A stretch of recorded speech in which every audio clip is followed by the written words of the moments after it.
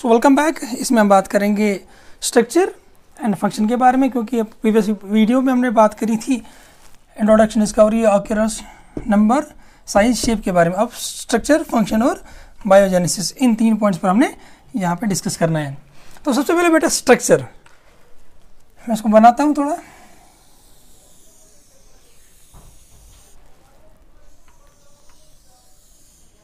क्योंकि माइटोकॉन्ड्रिया का double membrane structure इसका भी होता है, डबल मेम्ब्रेन स्ट्रक्चर होता है ये।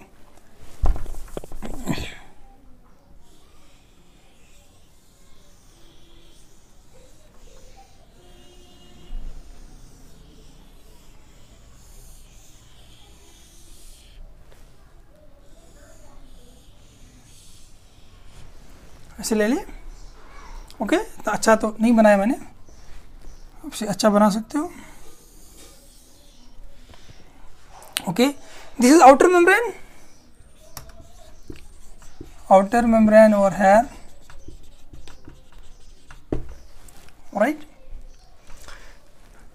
ये हमारा inner membrane है,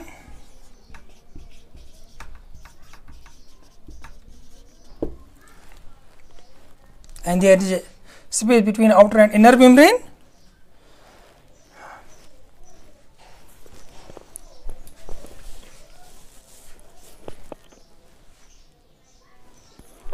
So there is space between outer and inner membrane. Space, ये वाली स्पेस जो है, तो स्पेस को हम कहते हैं पेरीमाइटोकॉन्ड्रियल स्पेस, और इसका दूसरा नाम पेरीमाइटोकॉन्ड्रियल स्पेस और आउटर चैम्बर,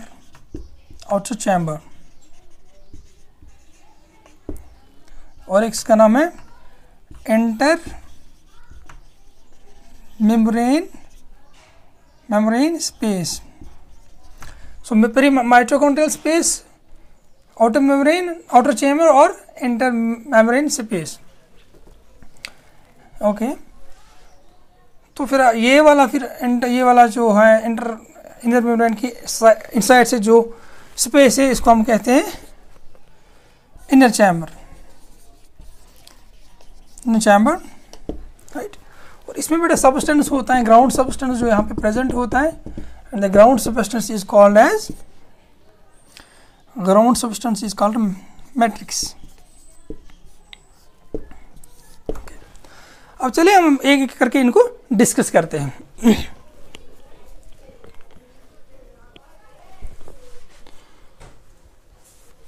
और यहाँ पे मैं पहले बताऊँ आपको कि मैट्रिक्स यहाँ पे फॉर एग्जाम्पल हमारे पास ये इधर डीएनए होगा, फिर आप ले सकते ये राइबोसोम ले लो आप, ये हुआ राइबोसोम यहाँ पे। इसी तरह इसके अंदर जो है मैग्नीशियम, कैल्शियम डाइआयन्स, डाइवैलेंट्स होते हैं प्रेजेंट।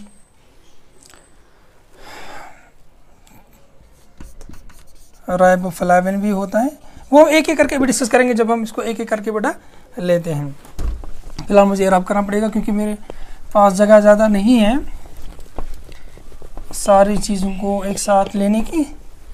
तो बात करते हैं बेटा आउटर मेम्ब्रेन के बारे में। आउटर मेम्ब्रेन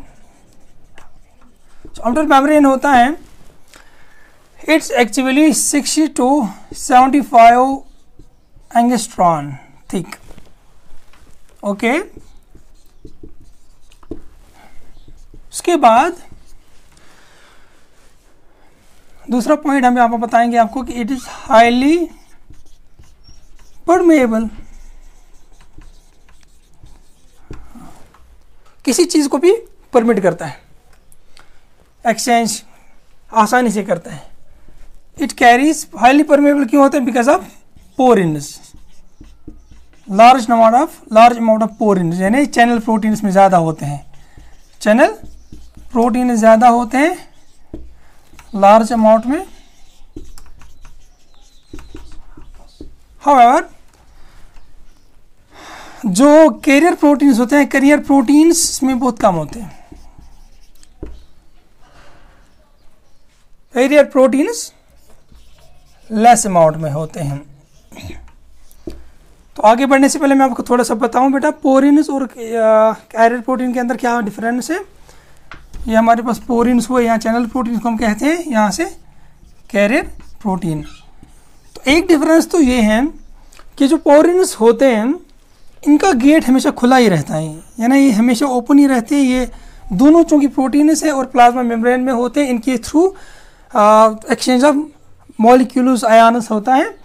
लेकिन यहाँ पे जो पोरिन्स जो होते हैं इनका गेट हमेशा खुला रहता है, और यहाँ से भी कुछ मॉलिक्यूल्स आएंगे, नीचे से भी जाएंगे, अंदर से सेल के बाहर से अंदर आएंगे कुछ, और सेल के अंदर से बाहर भी कुछ जाते हैं।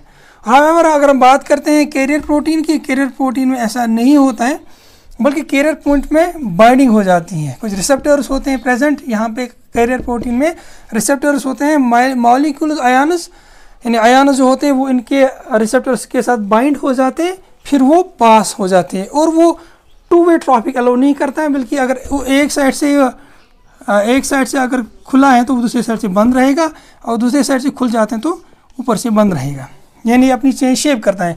फॉर एग्जांपल ये हमारे पास अगर ये मेम्ब्रेन है, किसी चीज़ को अंदर आना है, यहाँ पे ये रखा हमने, ये कोई आयन आ गया अंदर, तो ये आयन के लिए यहाँ पे जगह बनाएगा, लेकिन यहाँ से बंद होगा। लेकिन जब ये आयन यहाँ पे पहुँच जाएगा तो उस वक्त ये यहाँ से खुलेगा और वहाँ ऊपर बंद हो जाएगा।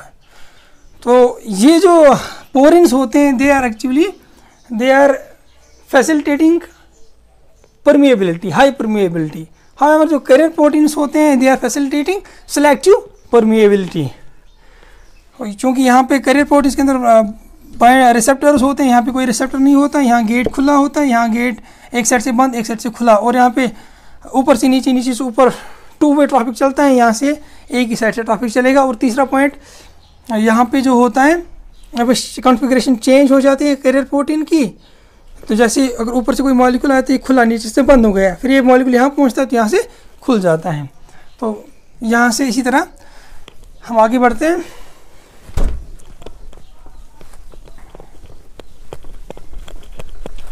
और एक बात बताऊंगा, पोरिन्स के अंदर मिलियंस ऑफ मॉलिक्यूल्स पास हो जाते हैं, और यहाँ से एक साथ में लगभग 100 से 1000 आयन्स पास हो जाते हैं। और एक बात बेटा, यहाँ का जो आउटर मेम्ब्रेन होता है, इसमें ज़्यादातर होता है प्रेजेंट एक फॉस्फोलिपिड, क्योंकि मेम्ब्रेन किसका बना होता है, फॉस्फोलिपिड और प्रोटीन इसका। तो यहाँ पे जो फॉस्फोलिपिड होता है उसका नाम है फॉस्फेटिडाइल आइनोसिटॉल, ये ज़्यादातर यहाँ पे एबेंडेंट होता है, ये वाला। और दूसरा एक फॉस्फोलिपिड जो यहाँ पे एब्सेंट होता है, cardiolipin, it is absent here. ये एंट्रेंस के लिए बहुत ही, ये 2 पॉइंट्स एंट्रेंस के लिए बहुत ही इंपॉर्टेंट है, पूछे जाते हैं as per the NEET is concern, ये आप याद रखोगे। So phosphatidyl inositol and cardiolipin, however this is present in abundance and cardiolipin is absent, ये बहुत ही इंपॉर्टेंट पॉइंट है बेटा। हाँ, this about the outer membrane. और एक बात आउटर मेम्ब्रेन के बारे में बताऊं, अगर हम आउटर मेम्ब्रेन को रिमूव करते हैं, outer membrane of mitochondria is removed, तो उस वक्त जो बॉडी रहती है हमारी, जो माइटोकॉन्ड्रिया रहते हैं बाकी, उसको हम कहते हैं mitoplast. It is the mitoplast. ये भी इंपॉर्टेंट है, ये भी पूछा जाता है कभी एंट्रेंस में। तो अब आउटर मेम्ब्रेन के बारे में क्या याद रखा आपको, 60-75 angstrom thick, it's highly permeable because of the porins, channel proteins और देयर पोरिन्स होते हैं इन लार्ज अमाउंट, और कैरियर प्रोटीन्स भी यहाँ पे होते हैं in small amount. Phosphatidyl inositol, ये फॉस्फोलिपिड एक टाइप का, it's abundant there. Cardiolipin is totally absent. Mitoplast हम किसको कहते हैं, जब हम आउटर मेम्ब्रेन को रिमूव करते हैं, जहाँ जो वहाँ पे बाकी रहते हैं उसको हम मिटोप्लास्ट कहते हैं, माइटोप्लास्ट कहते हैं। हाँ, इस आउटर मेम्ब्रेन के बारे में और एक point which is very important, वो क्या है बेटा, कि यहाँ पे एक मार्कर एंजाइम होता है। इसका जो मार्कर एंजाइम है, मार्कर एंजाइम वो एंजाइम होता है जो कन्फाइंड होगा एक जगह, जो यहाँ पे इसलिए प्रेजेंट है, which is not ubiquitous in nature, which is not common everywhere, which is not present available everywhere, but which is confined to a specific place area। और तो उस वक्त हम उसको कहते हैं मार्कर एंजाइम। तो यहाँ का जो मार्कर एंजाइम होता है वो होता है मोनोएमाइन ऑक्सीडेज। मोनोएमाइन ऑक्सीडेज ये एंजाइम यहाँ पे होता है present, marker enzyme outer membrane में सिर्फ यहाँ पे ही होता है, तो इट्स वेरी इंपॉर्टेंट नीड के लिए। ओके फिर हम बात करते हैं बेटा इनर मेम्ब्रेन की। उसके बाद इनर मेम्ब्रेन की हम जब बात करते हैं, सबसे पहले इसी तरह साइज हम इसका थिकनेस देखेंगे। यहाँ पे भी 60 to 75 एंगस्ट्रॉम थिकनेस होगी। ओके, यहाँ पे मैंने बताया था इट इज़ हाईली सॉल्युबल, लेकिन यहाँ पे और एक बात बताऊँ कि यहाँ पे ये सेलेक्टिवली परमिएबल होते हैं, not soluble, selectively permeable. It is selectively permeable here, sorry, selectively permeable यानी ये हर एक मॉलिक्यूल को अंदर नहीं आने देते हैं, बल्कि कुछ स्पेसिफिक। यहाँ पे क्या ज़्यादा होता है, यहाँ पे कैरियर प्रोटीन्स लार्ज अमाउंट में होते हैं और कम अमाउंट में पोरिन्स इन लेस अमाउंट, जो इसको क्या बनाते हैं, सिलेक्टिवली परमेएबल। ओके बेटा, इसी तरह यहाँ पे हम देखेंगे और एक चीज़, जैसे इनर मेम्ब्रेन होता है, जैसे मैंने आपको दिखाया था, इस शेप का मैंने दिखाया था इनर मेम्ब्रेन, राइट। तो it is thrown into the folds, और ये जो फोल्ड्स होते हैं इनको हम कहते हैं क्रिस्टी। ओके, इन्हें जो इनर मेम्ब्रेन होता है it is thrown into the folds, क्यों, ताकि in order to increase it is surface area, is thrown into the folds, जिसको हम कहते हैं क्रिस्टी। इनर मेम्ब्रेन होता है it's thrown into the folds, that's called as cristae, in order to increase it is surface area. क्योंकि ये जो होगा ऐसे, सीधी बात है, अगर इस तरीके से कोई चीज़ है तो इसका सरफेस एरिया ज़्यादा होगा एज कम्पेयर टू दिस। तो इसके अंदर देखो सरफेस एरिया कितना बढ़ता है। सरफेस एरिया को बढ़ाने के लिए इसको ऐसे किया जाता है। देखो बेटा, इसके अंदर क्या क्या, इसमें बहुत सारे एंजाइम्स प्रेजेंट होते हैं।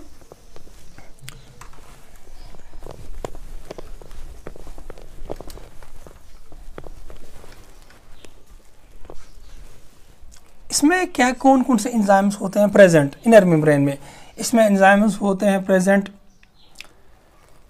All the enzymes of electron transport chain, क्योंकि जो इलेक्ट्रॉन ट्रांसपोर्ट चेन है वो यहाँ इनर मेम्ब्रेन में ही होती है, और इसके सारे एंजाइम्स ऑफ ईटीसी भी यहाँ पे होते हैं।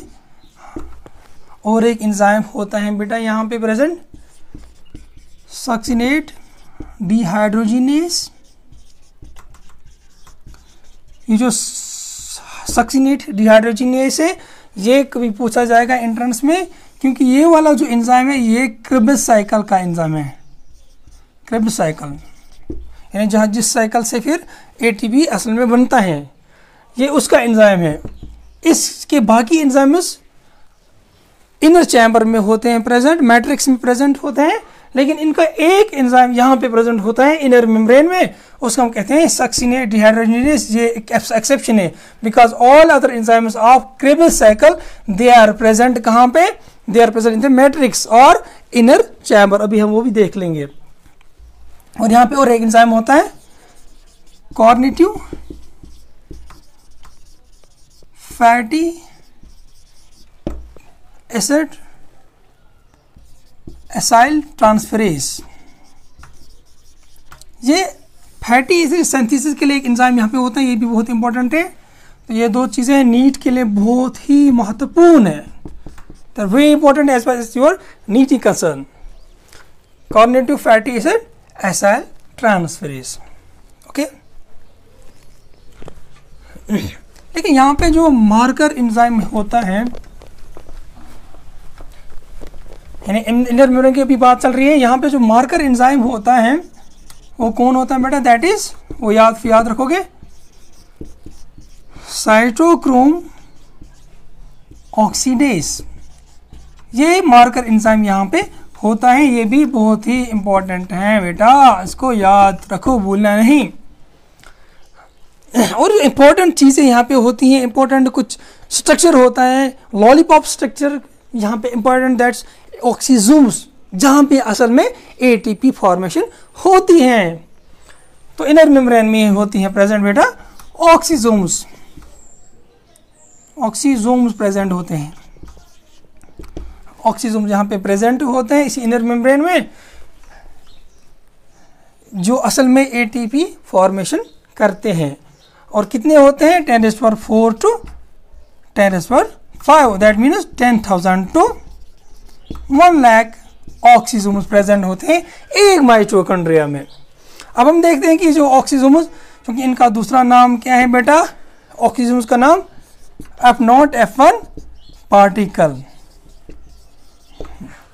और एक नाम इनका दिया है F0 F1 पार्टिकल। इसी तरह इनका नाम है एलिमेंट्री पार्टिकल भी,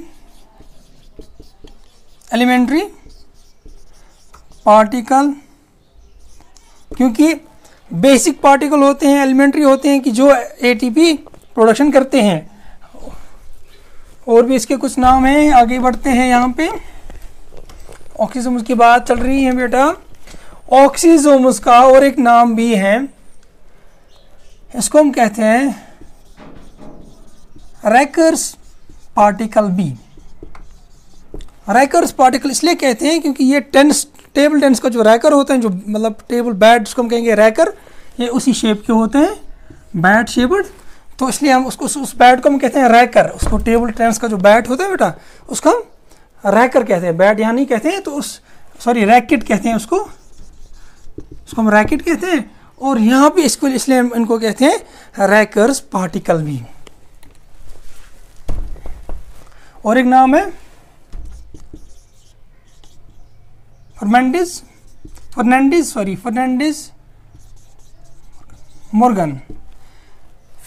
मॉर्गन पार्टिकल। क्यों? बिकॉज इसने इसको किया था डिस्कवर, फर्नांडिस। अब ऐसे हम देखेंगे, इसको थोड़ा सा बनाएंगे इसका और स्ट्रक्चर। ये फॉर एग्जांपल हमारे पास आउटर मेम्ब्रेन है, दो क्यों मैं बनाता हूँ? क्योंकि फॉस्फोलिपिड बाई लेयर होती हैं, इसलिए दो बनाता हूँ।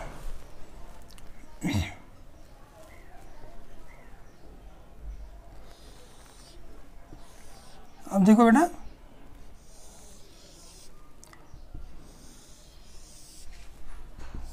ये है इनर मेम्ब्रेन, ये क्या बनाया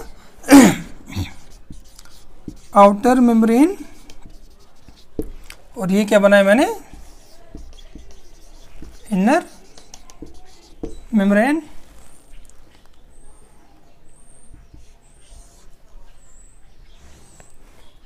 क्योंकि थिक बराबर होगा, थिकनेस बराबर है इन दोनों की, मैंने बनाया नहीं अच्छे से। तो ये चूंकि ये फोल्डिंग क्यों है यहाँ पे, इसको क्रिस्टा कहते हैं या क्रिस्टी कहते हैं अगर प्लूरल होगा तो this is inner membrane, outer membrane, this is inner membrane. Inner membrane क्या था, मैंने कहा कि यहाँ पे इलेक्ट्रॉन ट्रांसपोर्ट चेन होगी प्रेजेंट, ओके। हाँ, और इसके साथ इसके एंजाइम्स भी होंगे, बहुत सारे एंजाइम्स मैंने बता दिया, तो वो यहाँ पे प्रेजेंट होंगे। और इस इनर मेम्ब्रेन में बेटा क्या होगा, क्योंकि इसके अंदर मैंने कहा कि these oxysomes F0 F1 particles are there, तो ये ऐसे होते हैं। फॉर एग्जाम्पल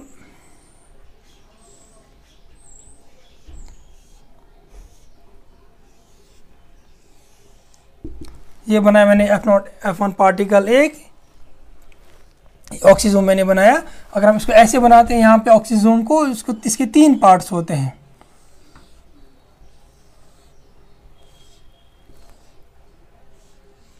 कितने पार्ट्स होते हैं? 3 पार्ट्स। एक तो इसकी बेस होती है, इसको हम कहते हैं F0, और ये इसका स्टॉक होता है, this is F5 F6, and ये वाला जो होता है बेटा F1, इसका जो हेड होता है। ये जो F1 है ये इसका हेड होता है, और यही F1 एक्ट करता है, यही F1 एक्ट करता है एज ATP सिंथेटेज, यानी ATP सिंथेसिस जो होती है वो थ्रू दिस F1। तो कभी कभी इसको इसको कहते हैं ATP F1 ATP सिंथेज। इसी तरह यहाँ पे बहुत सारे ऐसे होंगे ऑक्सीजोम्स, कितने होंगे 10,000 से 1,00,000, जैसे मैंने आपको बता दिया, राइट। तो अब मैंने आपको कहा कि चूंकि ये इनर मेम्ब्रेन है, ये इसकी ऑक्सीजोम्स है, राइट। अब यहाँ पे ये जो होगा ये वाला, ये क्या होगा बेटा, ये हो गया, क्योंकि ये स्पेस है between outer and inner membrane, it's actually the perimitochondrial space. और इसका दूसरा नाम मैंने क्या बताया था स्टार्ट में, इसका दूसरा नाम एंटर मेम्ब्रेन स्पेस, या इसका तीसरा नाम क्या है, इसका और एक नाम क्या बताया था, आउटर चैम्बर। तो ये क्या हुआ बेटा, दिस इज, ये जो है मैट्रिक्स है बेटा, दिस इज मैट्रिक्स, और ये इनर चैम्बर है, इसी के अंदर मैट्रिक्स है ना, इनर चैम्बर के अंदर। तो ये this is actually inner chamber, जहाँ पे मैट्रिक्स ग्राउंड सब्सटेंस वो मैट्रिक्स यहाँ पे होता है। देखो बेटा, ये आउटर मेम्ब्रेन हमने डिस्क्राइब किया, इनर मेम्ब्रेन हमने डिस्क्राइब किया। अब जो मैंने बताया था आपको ऑक्सीजोम्स के बारे में कि ऑक्सीजोम का स्ट्रक्चर में एक बार फिर से बना लूँ। ये बेस होती है embedded in inner membrane, F0 particle, this is F1 particle, this F5, F6, this is ATP synthesis, जो एटीपी सिंथेसिस दिखाता है, and this is F0 particle base जो एम्बेडेड कहाँ पे है, इनर मेम्ब्रेन में। तो कभी कभी क्वेश्चन पूछा जाता है कि जो ऑक्सीजोम्स होते हैं वो कहाँ पे होते हैं, वो एग्जैक्टली कहाँ पे होते हैं, इनर मेम्ब्रेन पे। कहाँ होते हैं बेटा, इनर मेम्ब्रेन पर होते हैं। तो ये क्या बनाते हैं, दे फॉर्म ATP, ये प्रोड्यूस करते हैं, हाँ, ATP।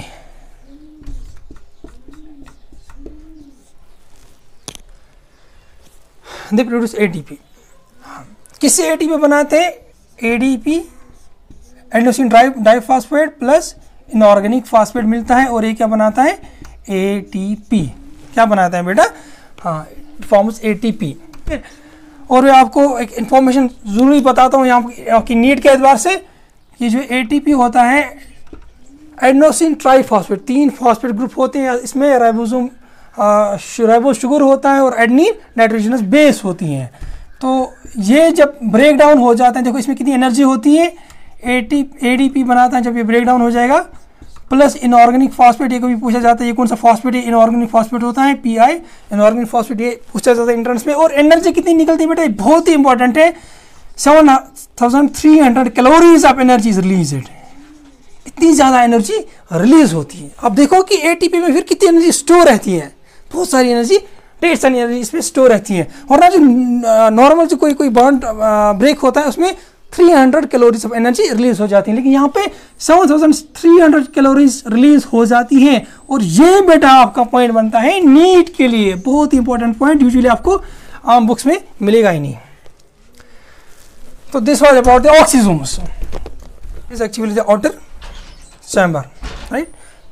आउटर चैम्बर ये है, तो आउटर चैम्बर OC लिखेंगे हम। आउटर चैम्बर मैंने कहा था, हमने इस आउटर चैम्बर में बेटा क्या होता है, ये एक्चुअली होता है लगभग 80 to 100 एंगस्ट्रॉन स्पेस होती है वहाँ पे प्रेजेंट। और यहाँ पे एक एंजाइम होता है, इसको जो मार्कर एंजाइम यहाँ पे होता है adenylate kinase. Adenylate kinase enzyme यहाँ पे जो मार्कर, ये आपको याद रखना पड़ेगा ये आउटर चैम्बर में, ओके। हाँ, हम अब इनर चैम्बर की बात करते हैं बेटा, क्योंकि तीसरा पार्ट हमें यही डिस्कस करना था कि आउटर चैम्बर में इतना याद रखो कि हमारा इनर चैम्बर आएगा। और ये इसमें क्या होता है, it will fluid by fluid that's called matrix ground substance जो यहाँ पे होगा। और अब देखो बेटा, चूंकि इनर मेम्ब्रेन है, इसका एक साइड मैट्रिक्स की ओर होगा, तो इस मैट्रिक्स की ओर जो साइड होगा इसको हम कहते हैं M face, matrix facing side, okay. और यहाँ से जो साइड होगा इसका इनर मेम्ब्रेन का, ये वाला साइड, ये किसकी तरफ जाता है, आउटर मेम्ब्रेन की तरफ, यानी ये साइटोप्लाज्म की तरफ यहाँ से जाते हैं, इसको कहते हैं साइटोसोल फेज, C फेज। इसको हम मैट्रिक्स फेज मैच्योरिंग फेज भी कहते हैं, और ये साइटोसोल फेज इस साइड से। तो ऑक्सीजोम उसको रुख किस साइड से होता है, एम फेज की तरफ होता है। ये भी आप एंट्रेंस के लिए याद रखोगे एक पॉइंट। अब जो है इस मैट्रिक्स में क्या क्या होता है ये ज़रूरी है, क्योंकि मैट्रिक्स क्या है, इट इज़ ये किस में प्रेजेंट होता है, इनर चैम्बर। तो इनर चैम्बर में ग्राउंड सब्सटेंस होता है मैट्रिक्स, और मैट्रिक्स है it is actually pale yellow in colour. Pale yellow in colour क्यों होता है pale yellow, because of A pigment riboflavin. Yellow pigment riboflavin की वजह से इसका कलर पेल येलो हो जाता है इस मैट्रिक्स का। इसमें बेटा क्या क्या होता है, एक तो इसके अंदर कुछ डाइवेलेंट्स होते हैं, जैसे मैग्नीज होता है सबसे ज़्यादा। अगर कोई आपको पूछा जाएगा सबसे ज़्यादा इसमें कौन सा डाइवेलेंट होता है, तो आप फट के जवाब दोगे मैग्नीज होता है। उसके बाद कैल्शियम होता है, मैग्नीशियम डाइपॉजिटिव, ये आयन इसके अंदर होते हैं डाइवेलेंट्स। हाँ, और इसमें अंदर बेटा और भी कुछ चीज़ें होती हैं, इसको रब करते हैं यहाँ से।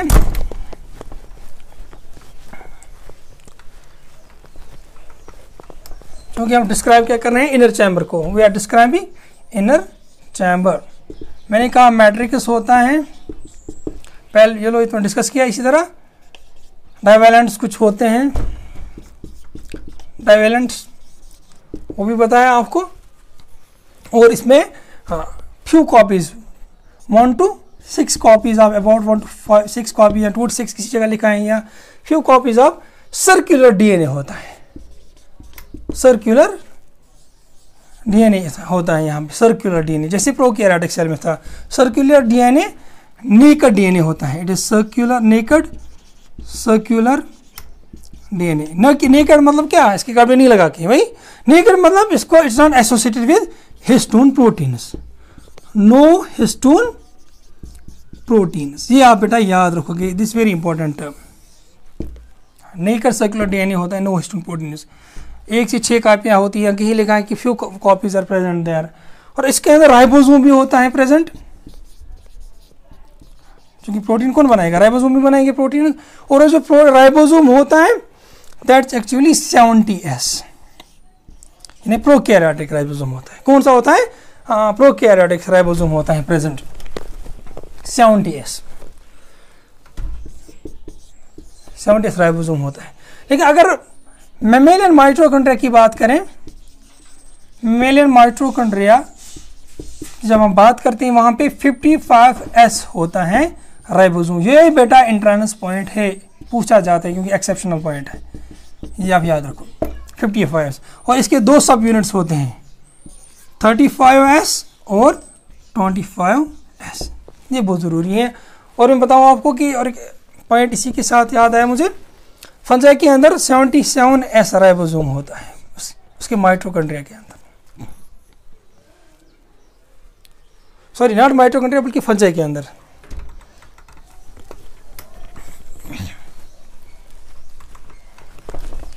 सो this is about the ribosomes. और इसमें कुछ एंजाइम्स होंगे, सीधी सी बात है। आरएनए पॉलीमरेज, क्योंकि रेप्लिकेशन ट्रांसक्रिप्शन तो यहाँ पे करनी है हमें। डीएनए पॉलीमरेज, ये एंजाइम्स यहाँ पे होते हैं। और all enzymes of TCA, try carboxylic acetic acid cycle, sorry try carboxylic acid cycle, हम यहाँ इसको कहते हैं क्रिब्स साइकिल। क्रिब्स साइकिल के सारे एंजाइम्स यहाँ पे होते हैं, एक को छोड़ के।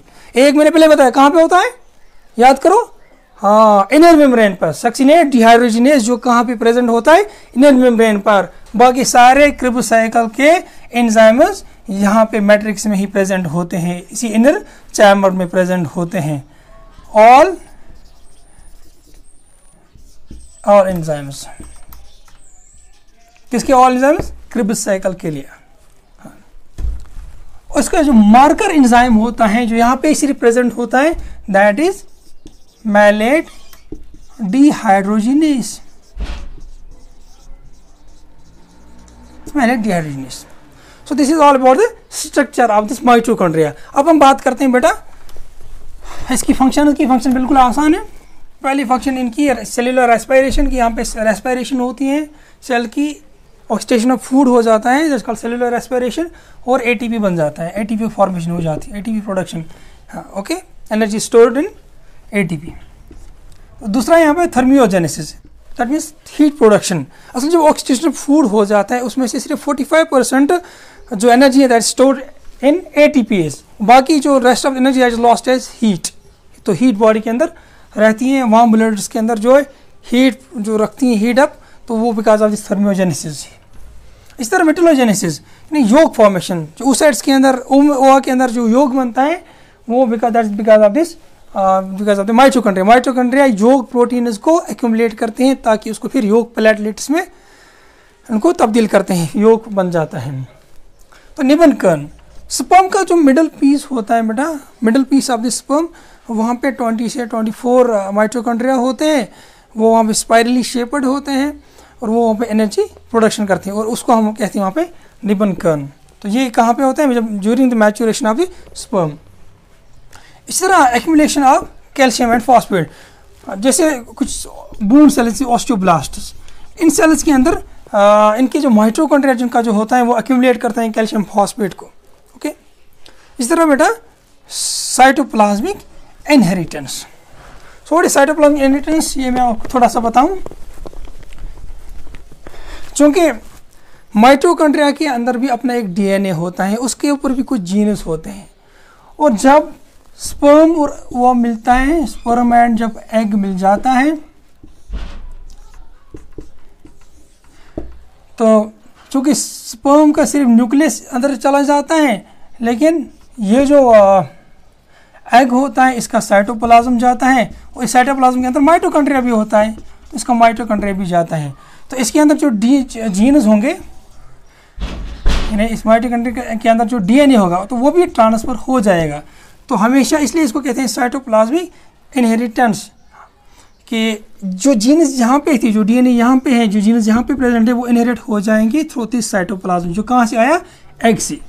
तो जब इंडिविजुअल बन जाएगा जाइगोट, तो इस जाइगोट के अंदर कुछ ऐसे भी जीन्स होंगे जो सिर्फ कहाँ से आए होंगे? हाँ, जो सिर्फ माँ के साइटोप्लाज्म से ही आएंगे, उसको हम कहते हैं साइटोप्लाज्मिक इनहेरिटेंस। जैसे कुछ जीन्स ऐसे होते हैं प्लाज्मोजेनस, प्लाज्मोजेनस होते हैं कुछ जीन्स, प्लाज्मोजीन सॉरी, ये male sterility of the plants को डिटरमाइन करती है, ये भी आप याद रखोगे, प्लाज्मोजीन्स होते हैं।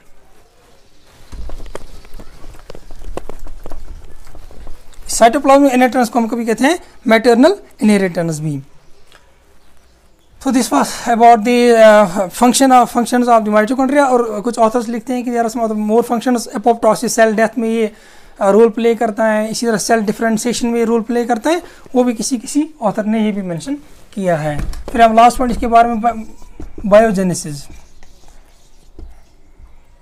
प्रोड्यूस कैसे होता है? एक थ्योरी है डी नोवा हाइपोथेसिस, ये एक हाइपोथेसिस है लेकिन इसका कोई खास सबूत नहीं है। ये बोलते हैं डी नोवा हुआ कि अफ्रेश, यानी जो माइटोकॉन्ड्रिया बनता है दैट्स प्रोड्यूस अफ्रेश, बहुत सारी केमिकल्स मिल जाती है आपस में, फिर बन जाते हैं नए से दिस माइटोकॉन्ड्रिया, लेकिन इसका कोई एविडेंस खास नहीं है। दूसरा है बेटा बाइड्यूजन, बाइड्यूजन from pre existing mitochondria, from pre existing mitochondria.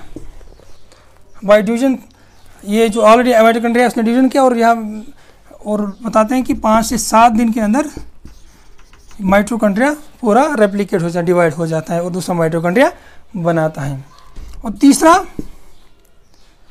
जो मैंने पहले ही आपको बताया था, एंडोसिम्बायोटिक थ्योरी, सिम्बायोटिक थ्योरी।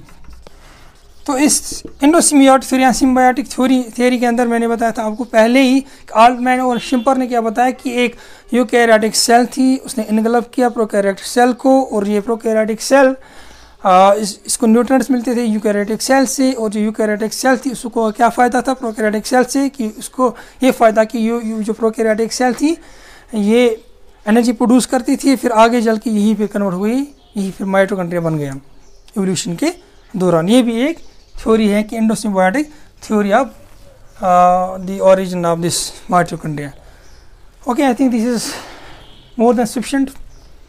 कोई भी एग्ज़ाम हो नीट वगैरह इंशाल्लाह तो आराम से आप देखोगे, सारे क्वेश्चंस आपके इंशाल्लाह यहाँ से निकल जाएंगे। Thank you very much.